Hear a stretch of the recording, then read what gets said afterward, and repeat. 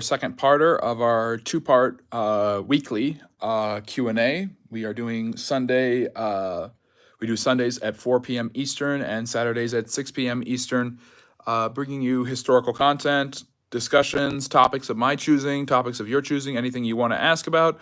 We were not having technical issues. We were having football issues that were distracting me. And I needed to get my cell phone charged and to a power source so that I could bring you some history content. I will be talking to you about history for the next hour, social studies, social sciences, anything you guys want to talk about, anything you want to bring up that is social science related, drop it in the chat and I'll be sure to get to it when the timing is right. I have a couple of topics I would like to talk about, but this is a way for me to give back to the channel. We have been growing exponentially all throughout the year. We're up to about 4,830 subscribers. The goal was 5,000 by the end of the year, but it looks like we're going to hit 5,000 by the end of the month with 2 months to spare, which would be really wonderful. It is all thanks to your support. If you want to become a friendly neighborhood historian, all you have to do is like and subscribe. That really helps the channel grow. Stay up to date on the latest content. I'm doing a different series of shorts and longer length videos, all for your enjoyment, talking about different historical topics. I know it's difficult to share Sundays with football and everything else and all sorts of sports, and of course the MLB playoffs and things like that for those of you in the United States. And I know there's sports and obligations and the fact that there are time restraints and huge time differences all across the world. But we are here every Saturday at 6 p.m. Eastern and Sunday at 4 p.m. Eastern for a live stream where we discuss everything you want to discuss. This is my way to give back to my loyal fans and subscribers. It's a way for you guys to ask questions and grow your history knowledge. So, yes. And Simon the Bunny, thank you. You are one of my most loyal fans and contributors and visitors to the channel, so I really appreciate you joining us and always being ready when our live streams start. That really makes a big difference, and you liking and subscribing helps grow the channel and grow awareness about the channel, so I appreciate you. You're a real one for that. So liking and subscribing helps the channel grow. We are here every Saturday at 6 p.m. Eastern and Sundays at 4 p.m. Eastern. Yesterday we got kind of a late start, but we had a really great discussion and hoping for that again today. And of course, anything you want to bring up social science related, drop it in the chat and I will talk about it to your heart's content. And if I don't know about it, as I don't know about a lot of things that people bring up, I will learn about it and do what I can. So anyways, so Simon starts us off with a good opinionated question. What is one historical false fact of American history that is commonly misunderstood, fabricated, or totally made up? Yeah, that's a difficult one because there's several. It's not easy for me to pick one above the other. I definitely think that there's different ones going around at different times depending on the different circles that you're in. But one big falsehood about American history is this idea that oh my goodness, there's a lot. Definitely this idea of the Wild West. The idea that the West was this wild place, this rugged place for men only, where women could only make it if they were prostitutes or these barmaids or things like that, these buxom barmaids swinging it around, or if they were widows. It is true that the West was originally populated. A lot of the western territories of the United States were originally populated by male pioneers, but they were quick to bring their wives and stuff. Women worked in different professions. They were teachers. They were not just prostitutes or anything like that. Hello, welcome. Thank you for joining us. Good to see you. So the idea that the American West was really wild is not really true. It wasn't a free-for-all with gunslingers running from. We're from the United States. What about you? We get people in the channel every live stream from all over the world who bring up historical information and questions. Yesterday, I had a couple of people from Scotland and Wales asking me questions about the history of Scotland and Wales, and that was a lot of fun. Hello, welcome. Thank you for joining. So I appreciate, oh, wonderful. You're from India? We had somebody yesterday from Turkey asking about the history of Turkey and someone from India asking about some Indian history. So I love talking about that with you guys as well. It's always a lot of fun. But if you have any questions about that or any other history, put it in the chat, like and subscribe. It really helps the channel grow. I really appreciate it. The goal is 5,000 subscribers by the end of the year. And with your help, we can get there.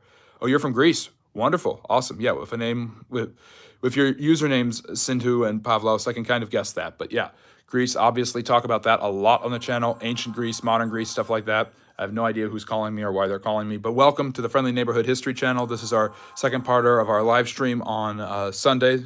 We go Sunday for an hour at 4 p.m. Eastern talking about history and any other historical topics you want to bring up, social sciences, things like that. So And we are also here Saturdays at 6 p.m. Eastern as well. So if this is a two-parter every weekend, it's my way to give back to you guys for being such great supporters of the channel. I have daily content, short-form videos dropping about historical topics. I'm currently doing a series about powerful women, rulers and things like that, and and also some longer-form content and videos. Yeah, hello, welcome. Thank you for joining us. Anyways, so yeah, the Liberty Bell did not crack on July 4th. That's absolutely true. The Liberty Bell cracked over a long period of time, Simon. That's definitely true. But I was just talking about how the American West, the Wild West as we call it, is not wild or really as rambunctious as we tend to think. That is a later creation, mainly made by Hollywood and writers to kind of mystify this land that was being settled by pioneers. There was a semblance of law and order. There was a semblance of justice. For instance, the most famous Wild Western gunfight in United States history is obviously the gunfight of the OK Corral in Tombstone, Arizona. And it's not so much the Earps setting the wild cowboy Clayton gang straight. It's more of just rival factions trying to control and influence the city of Tombstone, duking it out. And Virgil Earp happened to be the sheriff and was able to deputize Doc Holliday and Wyatt and his other brother Morgan, and they were able to have a shootout with the Claytons. So it wasn't this law gunslinger-like thing. There were different people trying to control different things, and a lot of times cowboys and cattle ranchers and things like that helped build the cities and the towns in the Wild West. There was a lot of experiences for Mexican immigrants to the United States living in these towns, Chinese immigrants living particularly in the West, African Americans. There's experiences for people of color that aren't talked about nearly enough, and they weren't always in subservient roles. Like I said, women weren't always prostitutes or the wives, girlfriends of gunslingers. They were teachers, they were families, they were preachers and churches. There was a semblance of law and order. It wasn't nearly as wild as people would like to think. Perhaps a little bit more wild than more organized, urbanized society back east, but not nearly as wild as we normally like to think. So anyways, what is being, hello, welcome from Italy. That's really awesome. I really love having people here from all over the world. That really helps the channel grow. Like and subscribe. I appreciate the person who just liked. But yes, we are talking about social sciences, history. This is the Friendly Neighborhood History channel. And if you like and subscribe, you become a friendly neighborhood historian. So today we are talking about, I've got a couple of topics I want to get to, but if you have anything, Andrea, that you would like to ask about, drop it in the chat and I'll get to it. And I love Italy and its history. So we can talk about that if you'd like or whatever you're interested into. Yes, thank you, Anam Fet. I'm saying it over and over again. We'll definitely make it happen. It's like speaking it into existence. Today is the anniversary, by the way, 51 years ago, of the beginning of the Yom Kippur War, in which Egypt attacked Israel in the Sinai Peninsula, which Israel owned at that time, thanks to their victory in the Six-Day War, 6 years previously. And Syria attacked Israel, and the Arabs attacked Israel in the Golan area, leading to the Yom Kippur War, which was, Israel took very heavy losses, but was actually able to hold off the onslaught to the south and the northeast. And eventually it led to peace talks, and eventually the Camp David Accords signed with by President Carter and Egyptian President Anwar Sadat and Israeli Prime Minister Menachem Begin in 1978, which allowed Israel, which led to Egypt recognizing Israel's right to exist and Israel giving the Sinai Peninsula back to the Egyptians. So there's a little bit of Middle Eastern history and Arab-Israeli conflict history for you just today. It's also the anniversary 8 years later, Sadat, who had carried out the invasion of the Sinai at the Yom Kippur War and eventually made peace with the Israelis, was actually assassinated 8 years to the day that the Yom Kippur War happened in 1981. He was assassinated for apparently losing his grip and his touch and going soft on the Israelis. So, do you know much about the Russian famine of 1921? Yes, Simon, I will be talking about that in just a second. Hello, welcome. Thank you for joining us. So, I'm hungry too, so I'm hoping that you can help me. And if you like and subscribe and help me get monetized, that's going to help me eat plenty of good food. So that's how you're going to help me. Let's see. I'm not a student. I do have a master's degree and a bachelor's degree, so I've studied a lot about history. This is my casual stuff. I've got my own job and everything, but this is what I do on the side, hoping to hit it big on YouTube. Let's see here. Anyways, do you listen International Park Theory? I don't know what that is. You're going to have to explain what that is. Yeah, the Russian famine making me hungry. Yeah, that's for sure. Well, that made a lot of people hungry. So basically, the Russian Revolution, there's two of them. How can I keep all that information? I read, I study, I rely on my memory, and I find it really fascinating what I learn about. So I do my best to retain it. I write it down. I do everything in my power. I read history. I watch history. I watch documentaries. It's always good on a weekend to enjoy some history documentaries.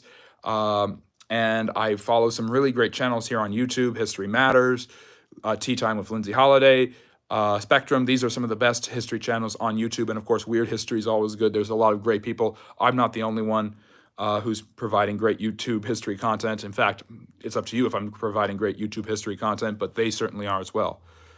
So thank you for that. I take that as a compliment, Pavlos. A lot of people call me a walking encyclopedia, and I appreciate that.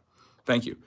And if you want to be a friendly neighborhood historian, it's very, very easy. All you do is like and subscribe, and you have joined the legions of, well, we're almost to a legion. A legion was 6,000 to 7,000 men. We are at 4,800, so we're like 75% of the way to a Roman legion. The legion of friendly neighborhood historians, the budding legions. So, anyways, the Russian famine of 1921. So basically, Russia in 1917 is being hit hard by World War I. They have a backwards society. Their economy is extraordinarily weak. They're mainly agrarian. They don't rely on manufacturing. Their industry has been growing slightly, but nothing compared to Britain, France, and Germany. So they're hit really hard in World War I. The Tsar takes command of the Russian forces in 1915, the second year of the war, and they don't do so well. They get their rears handed to them, particularly by the Germans. Thanks to people like Paul von Hindenburg, who was the president of Germany when Hitler came to power, by the way, and other Germans who are able to really embarrass the Russians. So with the continual rationing and the lack of resources, bread lines lead to riots, and in February, a revolution happens, and it's actually happening in March, but because the Russians use the Julian calendar instead of the Gregorian calendar, they're 2 weeks behind the rest of the West. So they actually have it happen in February. They call it the February Revolution. It actually happens in March. And they overthrow the Tsar and they set up a provincial government, which is basically trying to create some sort of liberal, left-leaning, socialistic-like government in Russia. It's led by a man named Alexander Kerensky, and he betrays the military, and that eventually leads the military to betraying him. And in October, a group of far-left radicals known as Bolsheviks, who are the minority of the communists in Russia, are able to overthrow the government, throw out all the ministers, get rid of Kerensky, and establish their own government. And then Lenin, their leader, Vladimir Lenin, bans all the other communist parties, Mensheviks and socialist revolutionaries, and basically allows the Bolsheviks to become the party that dominates Russia. The people who wanted a liberal form of government, who wanted democracy in Russia, don't like this. People who were loyal to the Tsar don't like this, and they kind of have splintered groups. The Russian army is a big part of them, because by this point, the Russians have basically pulled out of World War I. And these splinter groups are going to start, they're called White Russians. They're going to fight against the Red Army, so it's the Whites versus the Reds, and you're going to have a civil war. Once again, in order to fund the war effort, the communists, under the leadership of Lenin and the head of the Red Army, Leon Trotsky, are going to seize huge amounts of resources from Russian peasants and Russian farms in order to fund their war. It's called war communism. It's collectivization. It's masked collectivization. It's rapid collectivization. This is going to lead to basically no one having any food. And by the end of the war in 1921, with the Reds being able to crush the white rebels, there's famine all over Russia and 5 million people die. And this is all under Lenin's war communism. And the embarrassing part for Lenin is twofold. One, because of how bad this famine was, the United States and the West organize a relief effort. So capitalist nations are organizing relief efforts, and the leader of the relief efforts for the Russians is a man named Herbert Hoover. So before he was president, he was actually one of the best humanitarians and facilitators in human history, and he actually organized relief efforts and hunger efforts for the Belgians, who were suffering mightily during World War I. Then he does it for the Russians, and it keeps people from starving to death. But that was with damage already done. 5 million people starved to death in the Russian famine of 1921. So, Simon, that's a little bit about that famine, where in the midst of a civil war, in the midst of instituting war communism, Lenin and the Bolsheviks starved them, and they were only relieved by capitalist money coming from the West and capitalist food and the efforts of Herbert Hoover and others. The second part of the embarrassment is because the Russian economy is so weak and primitive compared to the West, Lenin is going to have to open up markets and allow farmers to kind of trade what they want. He creates what's called the new economic policy, which is more of a mixed economy than a fully pure communist society with a command economy. So that's going to really hurt the Bolsheviks' efforts at turning Russia into a communist country. But basically, after winning the Civil War, they declare it the USSR. They change the name of the Bolshevik Party to the Communist Party. But their first decision is to take this retreat economically and have open markets in what's called the new economic policy. So the Bolsheviks are really going to get hit hard by the war, and many, many millions of Russians, unfortunately, are going to starve to death because of that. And it's not the first or last time the Bolsheviks are going to create untold amounts of suffering for the Russian people. So just some history there. If you're just joining us, this is the Friendly Neighborhood History Channel. This is our weekly, part 2 of our weekly live stream Q&A. You guys bring up any historical topics, social sciences, social studies you want to in the chat, and I will get to them. Yep, I'm live again. Welcome. Good to see you. Thank you for subscribing. I really appreciate it. I'm doing my best to be as competent as possible. So Simon, I hope that answers your question about the early days of the Soviet Union and the Russian famine of 1921, where 5 million people unfortunately died. Let's see here. Let me see. So Cool Cat Reen, I sometimes do talk, or Cool Cat Renee is asking, will we have a World War III? So I sometimes do talk about social issues, geopolitics, but I try to do it in the most objective manner as possible. Right before this live stream, I dropped my weekly This Week in Politics, analyzing the U.S. presidential election. And I try to do that as objectively as possible. And people call me a right-wing bigot or a left-wing nut job, so it proves that I'm doing it pretty objectively, which I take as a great compliment. But basically, will we have a World War III? It's very possible. I was talking about this on channel yesterday. The things are lining up where you have different fronts. You have Russia and Ukraine, you have Israel, Hamas, Hezbollah, and Iran. You have China and Taiwan. You have North and South Korea, and you have the United States kind of having to answer all of these things. We're now sending hundreds of millions of dollars in relief efforts to Lebanon. So the United States is called upon to defend its allies such as Ukraine, Japan, South Korea, and of course Israel. And so there's this big issue where how much will the United States get involved, and what will that lead to if the United States gets involved? And so it's very possible we could have World War III. All it takes, just like with the First World War, is one domino falling over. In that case, it was a nationalist killing the heir to the Austro-Hungarian throne, and Austria-Hungary putting the screws on Serbia, which brought Russia into the conflict, which brought Germany, which brought France, which brought Great Britain, and boom, all of their colonies, all of their spheres of influence, and you have World War I. All it would take is one of those dominoes falling into a bigger war today, and you have World War III. So it's very possible. To answer your question. And Simon is now asking, do you think a potential Gazan state could be built? Yeah, I've mentioned that just kind of as a layman's analysis, looking at the war between Israel and Gaza. I've wondered, why don't the Gazans just occupy the Sinai? And the quick answer is the Egyptians do not want them to. There's a huge issue of the Gazans and Hamas helping the Muslim Brotherhood overthrow the military, which controls Egypt and has controlled Egypt for 70 years. Today is not only the anniversary of the beginning of the Yom Kippur War, but also the anniversary of when Anwar Sadat, who was the military president of Egypt during the 1970s, was assassinated for going soft on Israel and recognizing their right to exist in 1978, with the help of President Jimmy Carter, who just turned 100, by the way. But yeah, there's a lot of concern with the Egyptian military, who still controls the Egyptian government and has ever since the 1950s under Gamal Nasser, that Egypt could be that the Muslim Brotherhood, which tried to overthrow Mubarak's government 10 years ago, could once again strike again and have another big problem.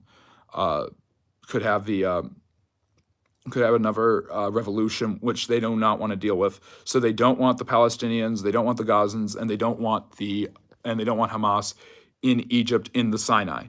So that's why they wouldn't want to create a state out of the Sinai. They fought hard and they got back the Sinai when they recognized Israel's right to exist in 1978. They don't want to give it up for nothing. So that's kind of the deal there.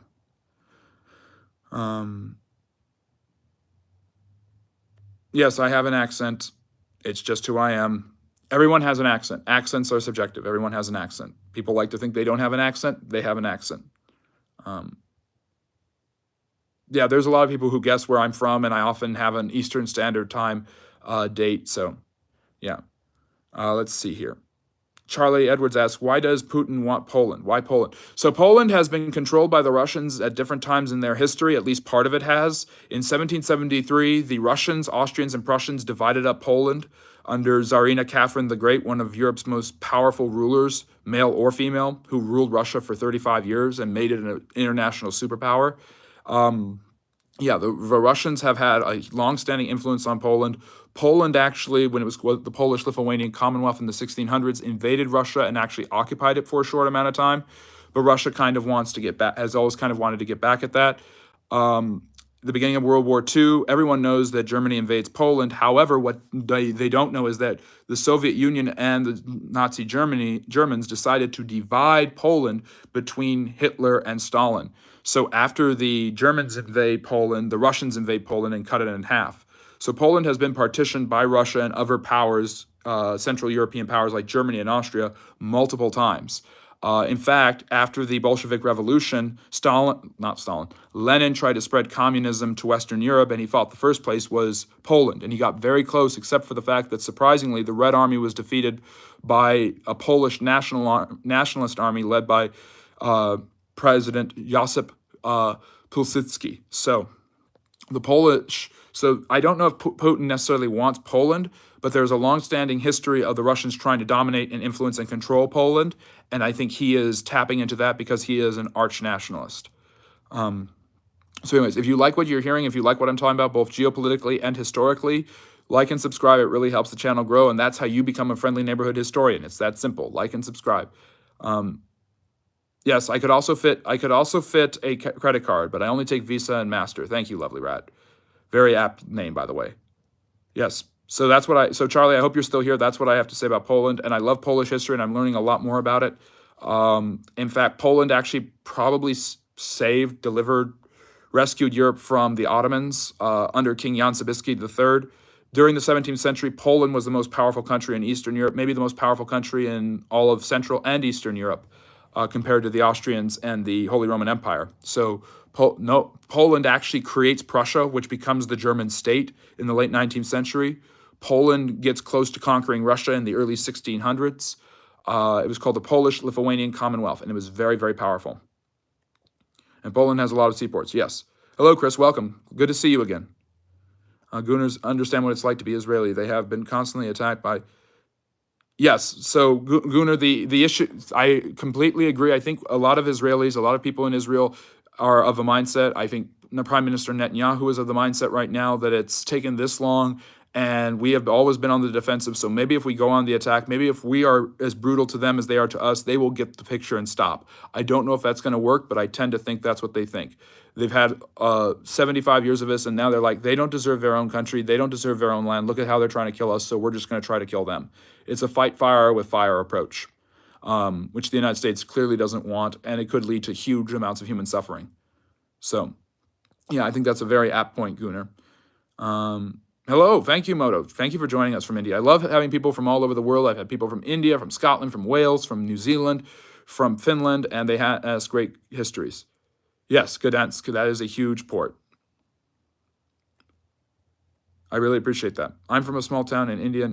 Yeah, interesting. Yeah, I will Google it, but I will not say it. Yeah, Charlie, Poland's a fascinating place with an amazing history. I recommend James Michener's historical fiction novel, Poland, which has a lot of good stuff about it, but there's a lot of great history there. And of course, Poland's history stretches into the modern day. You have Lech Walesa, you have Solidarity, you have Pope John Paul II, you have the communist regime coming to an end, and Poland being one of the biggest reasons for the fall of the Soviet Union. And you now have Poland today, which is kind of in a neo-isolationist phase. They've turned their backs on accepting immigrants. They've turned their backs on the EU and the European community in many ways, and a lot of people don't know what's next for them. Hello, Tushar. Welcome. Thanks for joining us. Simon is asking, what is a real-world example of what Governor Tarkin did in Star Wars, destroying planet Alderaan as... Oh, Moff Tarkin? Destroying planet Alderaan as an example. Oh, that's a really good one. And actually, Star Wars is... And you can see I'm wearing my Alderaan shirt, so maybe that's where you're getting it from. Star Wars is an allegory for World War II. The name of the German foot soldiers were the... I forget the German pronunciation, but it's SA, and it's translated to stormtroopers in English.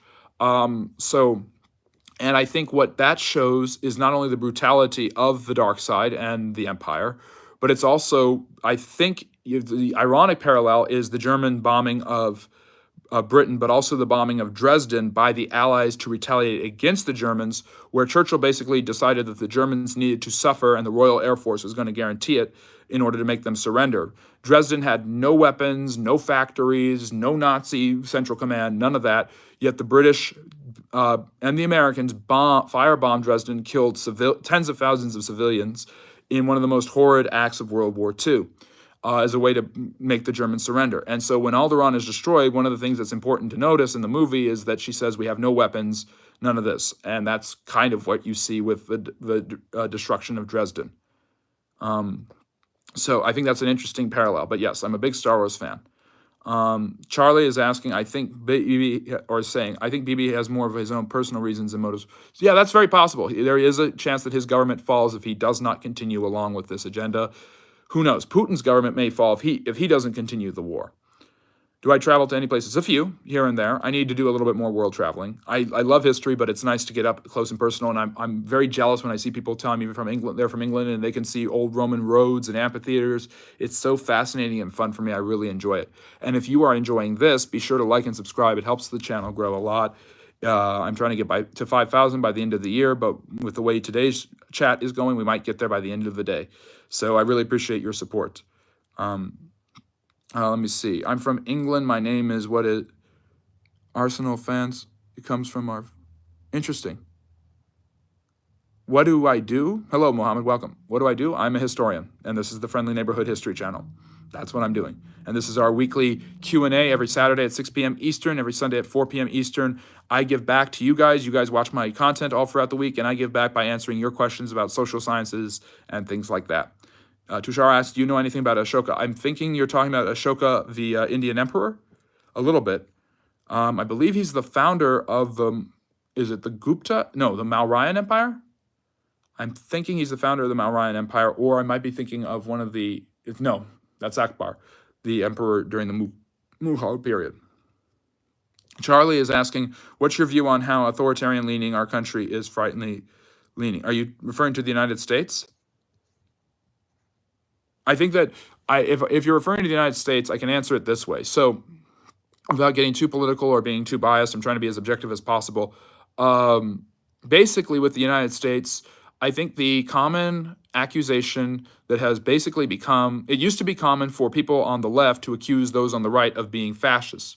But now there is an accusation that from both sides of fascism, of authoritarianism. People point to the January 6th riot and say that Donald Trump was trying to overthrow the government and take over and create an authoritarian regime, and he's trying to do that again if he gets reelected, and he will institute Project 2025 and make that happen. Likewise, him and his followers are criticizing Harris and Biden administration for targeting him with the DOJ, trying to make him a political martyr, if you can believe that, and trying to do these things to censor viewing differing opinions. There was definitely some of this going on during the COVID-19 pandemic, which I'll be talking about the first actual global pandemic, the COVID before COVID, in just a couple minutes. So if you enjoy that, be sure to hang out. But I think there's this thing where both political sides, in an effort to try to demonize each other and to gain sympathy and support, are trying to make them out like they are the victims, and the people who are supporting them aren't just supporting them because of policy, but they are keeping America from becoming an authoritarian state. And I think that's bandied about way too easily and way too quickly, and it's a way to demonize your opponents so that you'll never have to work with them. So that's what I think about that, Charlie. I think it's used way too easily and way too loosely. And my bet was, if I had to make a bet, that if Kamala Harris or Donald Trump becomes president, in 4 years, the United States will not be an authoritarian hellscape. Maybe it'll be closer, depending on how you view things politically, depending on different things, but it is not an authoritarian hellscape. I did a video a while back about how everybody's a fascist now. Everybody's a fascist. Trump is a fascist. Biden is a fascist. Kamala Harris is a fascist. Ron DeSantis is a fascist. They are not. At least from what I have seen and understand, they are not fascist. I actually did a history explaining what fascism is, where it comes from, its deviations from socialism, its root connections to socialism, its connections to nationalism, how Mussolini used that to basically control the Italian people, and doing a very similar thing, unfortunately, to what politicians do in the United States and other places, demonizing his opponents. You don't love Italy if you are not part of the fascist party. That was his line. And that's what he got away with. And I'm actually coming to the historical perspective, and I talked about this on the channel yesterday, that Mussolini, like Francisco Franco in Spain, could have stayed in power for the rest of his life had he not allied with Hitler. Franco's decision not to help the Nazis in World War II and to condemn communism, which Mussolini already did after World War II, allowed the Allies to keep Francisco Franco in power, and he stayed in power until the 1970s, until his death, in a relatively peaceful and stable position. I'm not saying that he's a good person. I'm not saying that Spain was better off because of Franco. I'm saying that Mussolini would have been able to keep and hold on to his power had he not allied with Hitler. He only allied with Hitler. He actually didn't really particularly care for Hitler because of the master race idea, because he wasn't part of the master race. However, he might have been able to keep his power had he not allied with Hitler. He fell in love with Hitler because he liked Hitler's aggression, and he wanted to carry out his own aggression in southeastern Europe, annexing Albania, and of course his invasion, his awful, barbaric invasion of Ethiopia, in which he overthrew Haile Selassie, which not enough people talk about. 1935, Italy invades Ethiopia. They commit a series of human rights atrocities. They use chemical weapons. The British use chemical weapons against them. And Selassie is thrown out of power, and the Ethiopians are kind of oppressed by the Italians until the Allies free them in the early 1940s. Niall is asking, have you ever heard anything about the land wars in New Zealand? Is that what the Maori people? I don't know a huge amount about it. Is that the Maori versus the British? I'm not too familiar with it. Simon is saying, in Watch Mojo's top female camp guards, they listed Elizabeth Volkroff as #1. Personally, would say, don't know much about that, but they definitely are some of the evil. I don't know why Mojo does the top 10 worst evil. I don't know why you would spend your time with that if you're Watch Mojo. And Gunnar does live in Colchester. Yes, the capital of Rome in the Britain days. Actually, Lugdunum was a settlement built on the Thames River by the Romans. So the Romans actually built the city that became London. Yeah.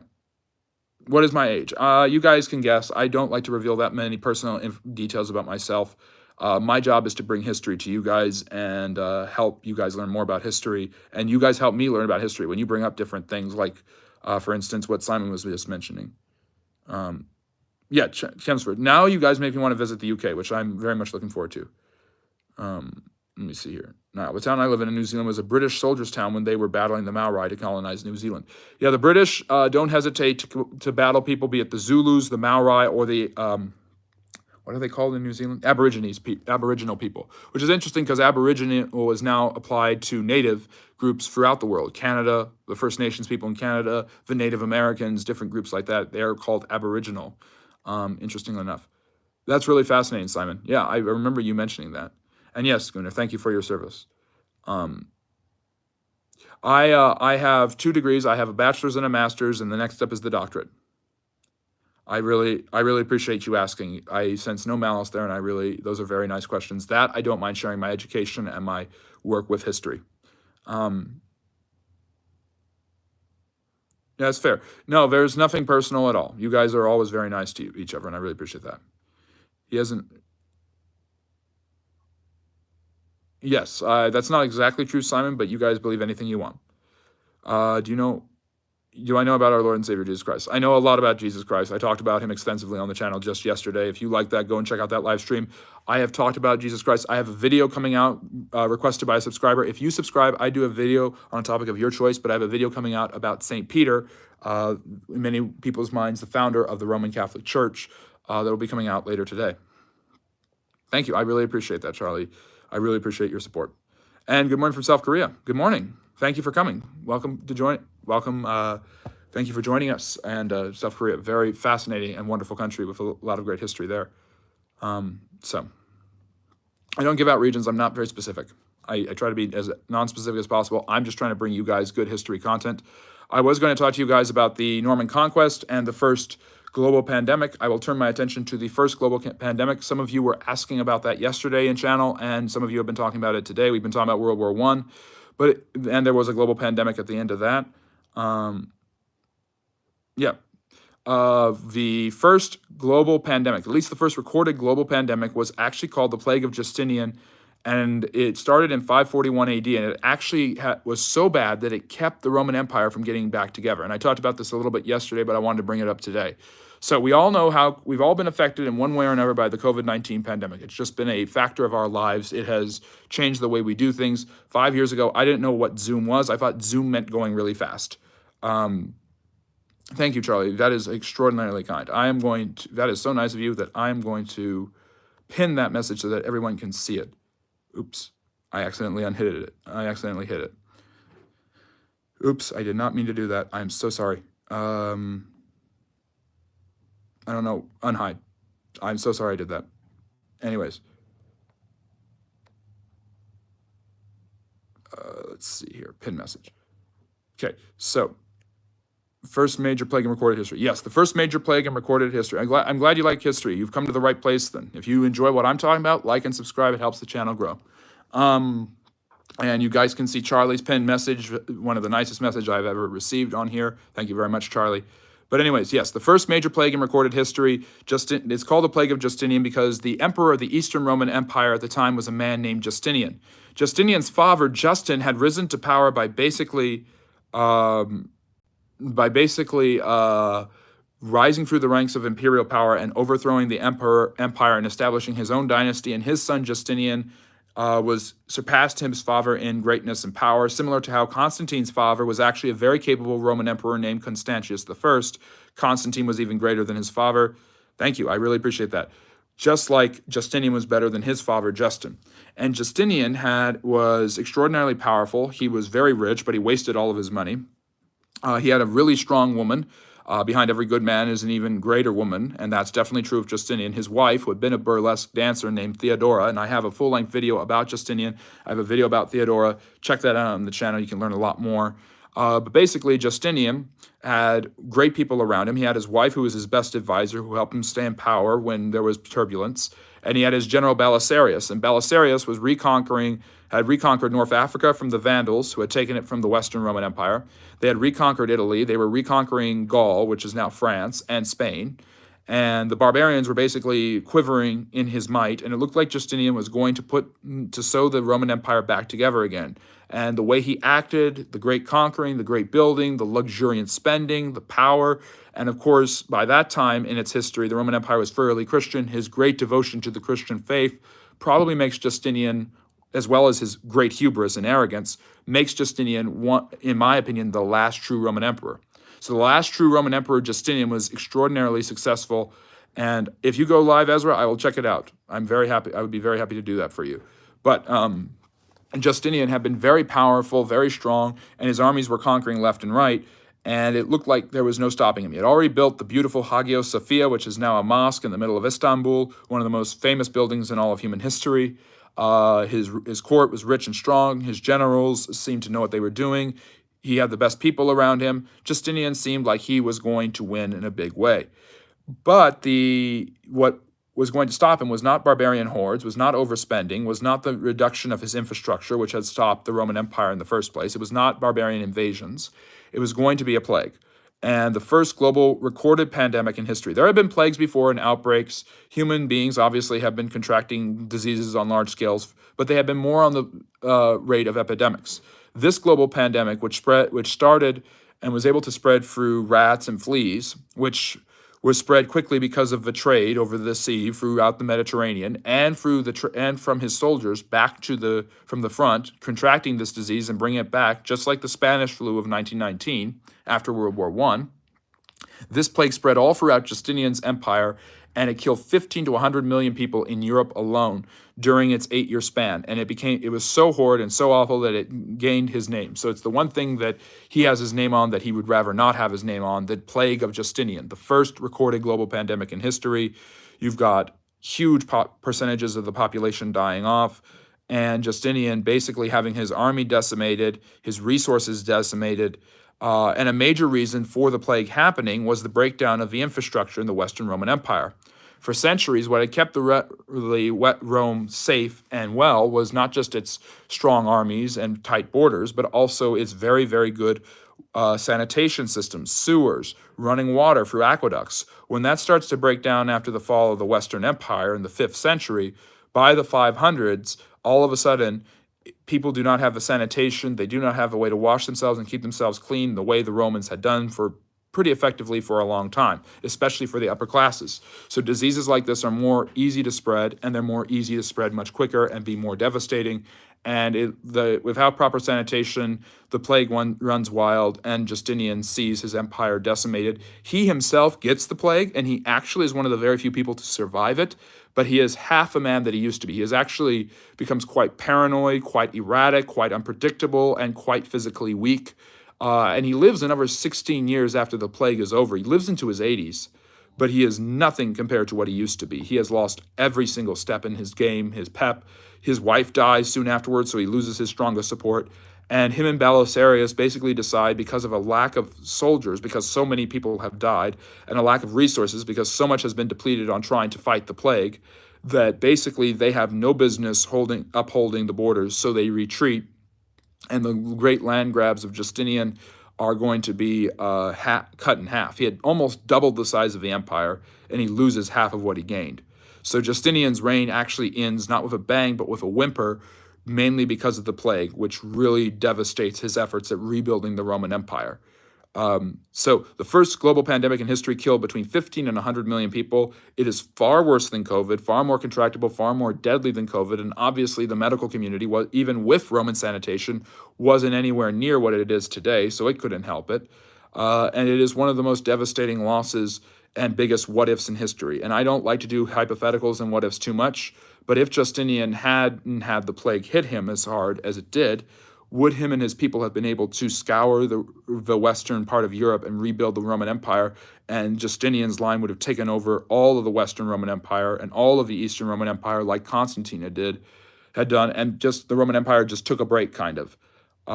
It's very possible. Nobody knows for sure, but it is a very interesting what if. What would have happened to Justinian and his line had they been able to actually successfully hold on to the Roman Empire and have the plague not devastated his empire and Western Europe? So, anyways, Simon the Bunny asks, how did people dispose of the bodies?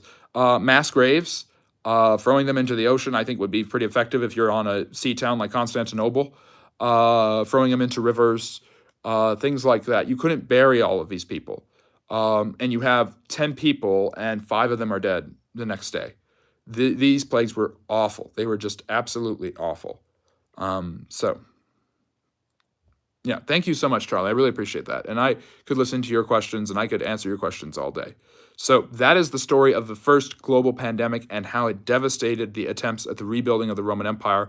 Thanks to men like Justinian, the Eastern Roman Empire, who considered themselves to be Romans, although they spoke Greek and their form of Christianity was different from Roman Catholicism, which was emerging at this time. But the Eastern Roman Empire would continue for another 9 centuries and, of course, would be known as the Byzantines. However, they weren't called the Byzantines until after their collapse by Western Europeans in the 16th century, based on the fact that the city of Constantinople, their capital, which is now Istanbul, the Muslims renamed it after they conquered the city, was the ancient Greek city of Byzantium. So because Byzantium, as the British would say, they renamed it the Byzantine Empire. But they consider themselves to be Romans, and for a long time, the Western Europeans considered them to be Romans until the Pope crowned Charlemagne the king of the Romans, which really angered the Byzantines. So, and that was in about 800. So, hello, welcome to the channel. Glad you're here. I hope you're still here. Yeah, I'm not taking donations. I'm thinking of setting up a Patreon, and there could be some stuff there, extra content, community building, things like that. Thank you, Gunnar. I really appreciate that. I'm glad you viewers can chip in, suggest talking points. That's what we do every Saturday, 6 p.m. Eastern, every Sunday, 4 p.m. Eastern. I like seeing you guys. I like hearing from you. You give back to me. I give to you what I want to talk about. You bring to me what you want to talk about on the weekends. That's how it works. Yeah. Oh, Otter's here. Hi, Otter. Please discuss impact of Frank Lloyd Wright on architecture today and during Great Depression. What was American art? Yeah, Frank Lloyd Wright, kind of like many artists in the 20th century, gives the modernist spin on things. He creates more open air housing and things like that. You have the bay windows, you have open spaces, you have glass windows and mirrors acting as walls. And it creates a much more open air feel to the quality of housing as opposed to Craftsman and Tudor and Spanish style houses that were common before then. I don't know a huge amount about the history of architecture, but Frank Lloyd Wright does change the game. And I do daily biography, daily rest in peace, and daily history videos every day at the very least. And so I'm sure I've talked about Frank Lloyd Wright in some of those videos. Yeah. Hello, Taylor. Welcome. Good to see you. Are you stopping in 10 minutes? I want to know how broad cues I can ask. You can ask anything you'd like, and I'll try to answer it. I've got about 15 more minutes, but we go over all the time because people are asking such great questions. Yeah, so if you want anything you guys want to talk about, bring up, be sure to do that. Like and subscribe. It helps the channel grow. I really appreciate that. Tell all your friends and family. We're here every weekend, like I was saying. And then Yanez is asking, is it true that the same empire that Jesus Christ then turned around, killed him? Yes. So I was talking about this yesterday. So the Romans, so one of the reasons a lot of people believe to this day, wrongfully, that the Jews killed Jesus is because some of the Jewish leaders demanded the death of Jesus because he had claimed to be God, which they called blasphemy because Jews do not believe that God can appear in human form. And yet Jesus of Nazareth, a rabbi, was saying this. They wanted to kill him, but they wanted to make a public demonstration of him, and they wanted him to be executed and humiliated, so they had to turn to the Roman governor Pontius Pilate. Pilate, who was particularly in a weak position with the emperor Tiberius and was worried about his own skin if he caused a riot, he was bound to lose his life, gave in to the demand of the Jewish leaders, and so the Romans execute Jesus by crucifixion. Pilate knew, at least if you believe the gospel accounts, Pilate knew that Jesus was not guilty of anything wrong, and he didn't really care what Jesus said about himself. For him, it was just a Jewish rabbi talking nonsense. So, and yes, the irony about that whole thing is that Christianity starts as a sect of Judaism. It becomes heavily persecuted when Nero targets them. He knows that they're pacifistic people, that they won't fight back. And so in the late 60s, with declining popularity, after he is being blamed for a fire that devastates the city of Rome, according to Christian histories, which really hate Nero, I'm making it clear that it's their history, he starts persecuting the Christian church mightily. And this is a sporadic persecution that continues throughout the time of the Roman Empire. Interestingly enough, the Roman Emperor Trajan, writing to Pliny the Younger, a governor of his and writer, gives advice on how to persecute Christians. And he gives recommendations where you don't persecute them this much, you persecute them once in a while. Are they spreading their faith? If they're doing that, then you can persecute them. So persecution of the Christians was kind of just an everyday thing, but it varied in extremity depending on the emperor. So emperors like Nero, Domitian, Decius, and of course Diocletian heavily persecuted the Christian church because they hated the fact that Christians would not bow the knee to Roman gods. The Romans didn't care about who Jesus of Nazareth was or if he was God. For them, if he was God, it was just another god that people worshipped. For them, there could be a myriad of gods. There were Greek gods. There were Egyptian gods. They didn't really care. What they did care about was the fact that Christians were not loyal to Caesar, would not declare that Caesar was God. And so that was why there was heavy persecutions of the Christians by the Roman Empire. But what tends to happen, ironically, is that Christianity tends to have very high birthing rates during the 2nd and 3rd century. And as the Roman Empire declines, like many societies that are in decline, its birth rate declines. But the birth rate of the Christians is growing exponentially as the birth rate of the empire overall is decreasing. So if you include the Christians in that data, which you have to because they're part of the Roman Empire, you actually see a huge decline in the birth of Romans who are pagan. So with pagan rates so low and Christian rates so high, Christianity is eventually going to outpace the Roman Empire and the birth of pagan Romans, and it's going to become the most popular and powerful religion. And it does in the early 4th century when Constantine, who supposedly saw a Christian sign in the heavens that helped him win control of the empire at the Battle of the Milvian Bridge, legalizes it and then becomes a Christian himself. And so by the 4th century, Christianity is going to become the dominant religion in the Roman Empire. And by the end of the century, it's the official religion of the empire, and its turn is to turn around and persecute the pagans. So it's ironic, but it's basically based on birth rates because the Christians believe very strongly in producing more Christians and not in, and they don't believe in contraception. Even back then, a lot of them don't believe in contraception or abortion or things like that, or in limiting their families. They believe in being fruitful and multiply, as it says in the book of Genesis. So it's a fascinating development in how Christianity actually takes control of the Roman Empire by just kind of waiting for the old pagan Rome to die out so that it could replace it. So Jesus, according to the gospel accounts, does claim to be God. I'm just saying, and by the way, that is the Jewish leaders. I know that I'm not making a religious statement. I'm making a historical one if you believe the gospel accounts. However, one of the reasons that they kill him is because he said he was the king of the Jews, because he said he was the son of God. They didn't want to kill him, the Jewish leaders, for no good reason. They were jealous of his power and his influence, and they blamed and they accused him of blasphemy. And that's why they wanted Pilate to kill him. And of course, this is all from the Gospels, but this is all corroborated by other historians such as Tacitus and Josephus. I am not making any religious statements. I am making historical statements as objectively as possible. If you believe the narratives there, it says that he claimed he was God, and he was killed for doing so, or at least partly. So, next, I hope that answers your question. I hope you're enjoying what you hear.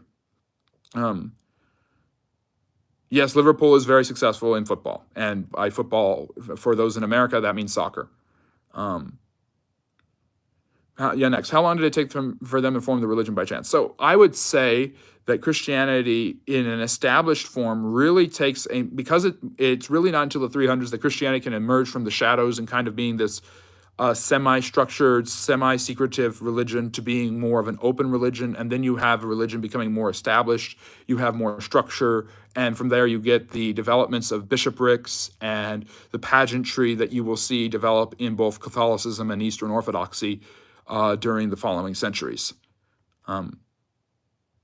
So Simon is saying, what is a notorious example of friendly fire mine in Operation Cobra after the successful landings? I don't know of a friendly fire. I don't know a lot about friendly fire in history. I know it happens from time to time. I'm trying to think of a good example. I know I've got a couple of stories. It happens. I believe there's stories of paratroopers being shot down, but they didn't know where they were from.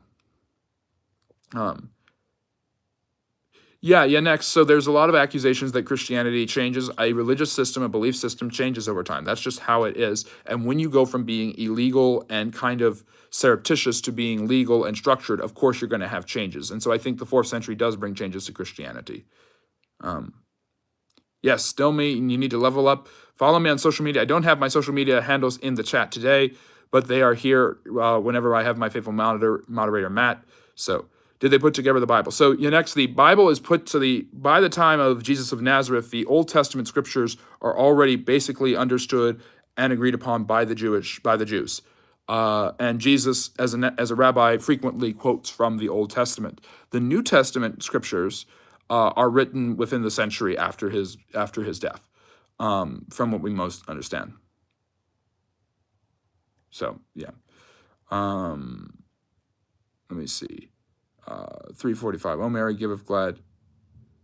I don't know what that quote is from. I'm perfectly fine. I like you guys communicating and socializing in the chat. Yeah. You need to research more, and if you want to learn more about history and the history of the church, because I talk about religious history, I talk about those things as objectively as I can, be sure to like and subscribe because it helps the channel grow, and I can be one of the ways you can research NX. So, let's see. Was the New Testament created by the Romans, or was it around already? The Romans definitely didn't care for the New Testament, and like I said, they didn't hate the idea of Jesus being a god. They hated the idea of the Christians not thinking there were any other gods, because that meant that the Roman gods weren't true, and it meant more problematically that Caesar, who more and more during the later part of the second half of the 1st century and so on, believed that he was God, and they would deny that. And so a Caesar who was very keen on his deity would be more likely to persecute the Christians. Domitian is a great example of this, as is Nero, as is Diocletian. So, thank you for coming. I really appreciate that. I hope you heard that. What are some uncommon myths historians find during this study? Example, Rome. Otter. So thank you for that. I actually do an entire series, and I've got to put together the playlist of historical myths, and I've covered a bunch of them. Rome falls in 476 in the sense that the Western Roman Empire, which when we think of ancient Rome, that's kind of the last gasp of ancient Rome because the Byzantines are just so different. Does fall? I would argue that Rome does fall in 476, although it's kind of a circa thing. There's definitely falls going on kind of around that time, and it's not black and white. Napoleon Short, it's actually the next historical myth I'm doing on the channel today, so please check that video out. I will be talking about how the British basically lied to make Napoleon look bad. There's a bunch of historical myths I've done on the channel that I've covered. The Dark Ages is one, the reasons for the Crusades. Let me see. During their study. I'll also, another great myth of that time, another great historical myth is obviously that Columbus came to the United States believing, or to the Americas, believing that the world was flat. No, he didn't. Most people believe the world was round. The ancient Greeks had believed the world was round. It is not an idea that the Dark Ages were full of mass ignorance and no illumination. That's a made-up story.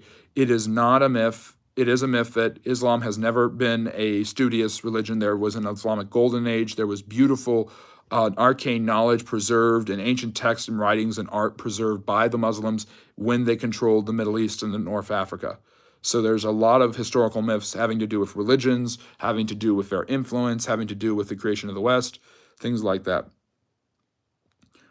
So Pavlov's Jesus is a Latin renaming of Isu, which is a Greek renaming of Yeshua. So he would have been known as Rabbi Yeshua. Yeshua is a derivative of Joshua. Joshua is an Old Testament figure in the Hebrew Bible. And so he does have a Jewish name. It's just the Latinization and later Americanization of his name has become, Jesus. Yes, I do church history. I've overlapped. One of the historical myths I tackle is the idea that the church kept people ignorant and stupid and kept people from reading the Bible and things like that. I've tackled that myth multiple times. Yes. Interesting. Retcon tanks in 2003. And that must be in Iraq, right? Or is that in Afghanistan? That's very interesting. So, anyways, so Jesus did in fact have a Jewish name and a Jewish background. I'm trying to think of other historical myths. Another historical myth is that the Mongols were not interested in governing, that they were ruthless savages who killed people. When they fought wars, they were pretty ruthless. When they settled areas, they were extraordinarily strong. A huge historical myth is that Africa didn't have advanced civilization or societies until the Europeans showed up. Absolutely false. You have Mansa Musa, you have the richest man who ever lived, a trillionaire, makes Elon Musk look poor, occupying Timbuktu and the Mali Empire in the 14th century AD or the 13th century. You have Great Zimbabwe, you have Eskom, you have Kush-Nubia, who had more pyramids than the Egyptians. So the sub-Saharan African peoples had developed societies. Some of them were more like city-states, some of them were strong kingdoms, some of them were empires. And they loved trade. Many of them converted to Islam, some of them even converted to Christianity, and that was the case. Another historical myth that the Europeans showed up and demanded slaves from Africa. Absolutely not. They were fascinated by trading with Africa. Africa was closer and easier to get to than India and China. Another historical myth, tea comes from England. No, the English loved tea, but they got tea from China and they got the spices for their tea from India. It's all part of their trade, their internationalization and colonization. So, can I see your last comment, Taylor? Sure. Interesting. Let me see what else I've got here. We're wrapping up. Actually, I can't unless that's the one. First hospitals. The first hospitals, if I'm correct, I think the ancient Greeks or Romans had small equivalents of infirmaries, especially for soldiers, but the church does build a lot of hospitals, does build a lot of those things. Thank you for coming. I really appreciate that. I know it's quite late out there, so I really appreciate when I have people from international waters because I've got people who are here at all times of the night. Oh, really? Interesting. What was that like in Senegal? Schools teach these myths because they're interesting and they think that that makes history fascinating. I find that history becomes more fascinating when you teach that they are myths. I think it's easy for us to believe because we like to think of people in the past as stupid and us as advanced. We'd like to think of ourselves as progressive and people in the past as regressive. But the truth of the matter is, in 100 years, I don't want to be seen as regressive. I want to see as a person who was a victim of my time who tried to do the right thing. And I think that's what you can say for a lot of historical, and there's plenty of evil people in history. Of course there are. But historical myths sound interesting and they sound fun. The big one about Napoleon, he's short. doesn't that contrast mightily with this image of this great commander that he's actually a short little guy? It makes it kind of funny, it makes him kind of laughable. That's why British newspapers did it, because they had just become adept at political cartoons. They had political cartoons of their own rulers that made George IV, who was corpulent and an alcoholic, extremely fat. They made fun of King George III's madness. They were already doing these things. So to mock Napoleon for his height, that's a way to make him look inferior. And that's Britain doing that. Britain has a huge influence on the United States and its history. It has a huge colonial and imperial influence all over the world. So of course that narrative is going to spread very quickly. So your political power, your influence, your imperial power, that's going to affect the way your information gets out to other parts of the world and how you spread information. So it's how you spread information. It's also what you're saying. It's your influence, and it's what are you trying to do for these myths? Are you trying to make people look weaker than they are? Are you trying to make people look stupid? What are you doing? Are you trying to put other people down to raise yourself up? So, I'm sorry I was removed. I don't remove comments. I'm a free speech absolutist. People can basically say everything they want. Thank you. I appreciate that, Gwen. I really appreciate that. Thank you. I appreciate everyone saying I'm a well-educated, articulate scholar. If you guys like what you're hearing, if you like what I'm talking about, be sure to like and subscribe. It really helps the channel grow. We are at an hour, so we're going to wrap up right now. But we are back every Saturday, 6 p.m. Eastern, and every Sunday at 4 p.m. Eastern. You guys can come and talk history with me, because it's always so fun to have you guys around. And yes, there is a lot of religious tolerance in many portions of Africa, and Senegal is a great example of that. Thank you, Quinn. I really appreciate that. I appreciate all the compliments. Like and subscribe. It helps the channel grow. I will see you guys in channel. And something you can do, if you follow me on social media, Friendly Neighborhood History, that's a typical handle. Iraq, interesting. I'm going to have to look more into that. But friendly fire in a modern war doesn't seem impossible.